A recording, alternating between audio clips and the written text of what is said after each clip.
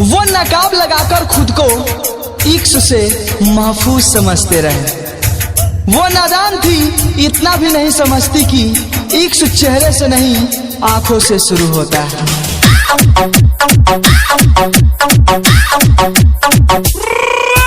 सुनो जाने मन, ऐसा सहारा बनेंगे तुम्हारा कि कभी टूट ना पाओगे, और इतना चाहेंगे तुम्हें कि कभी रूठ ना पाओगे।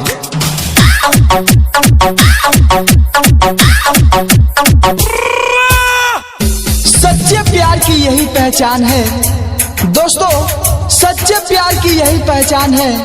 लड़ते हैं झगड़ते हैं फिर भी एक दूसरे के बिना रह नहीं पाते।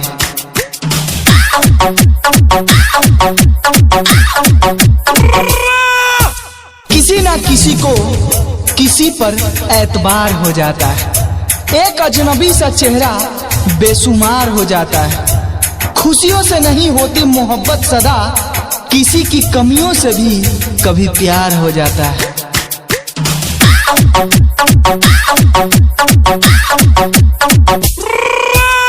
दोस्तों एक बात कहूं, नकाब से ढका था उसका पूरा बदन। अरे नकाब से ढका था पूरा उसका बदन, मगर आंखें बता रही थी कि वे मोहब्बत के शौकीन हैं।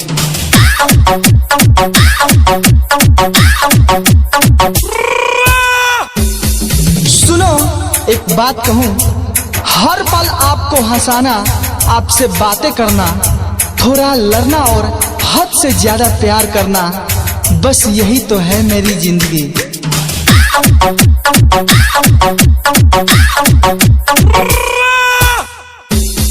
सुनो जाने मन, कभी नजर ना लगे तुम्हारी इस मुस्कान को, दुनिया की हर खुशी मिले मेरी जान को।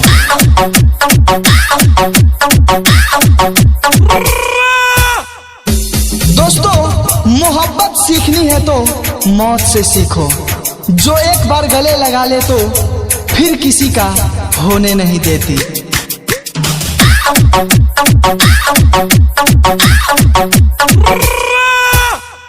सुनो मोहब्बत होकर भी हम तुमसे छुपते फिरते हैं, तुम्हें अनदेखा कर फिर छुप छुप कर देखा करते हैं।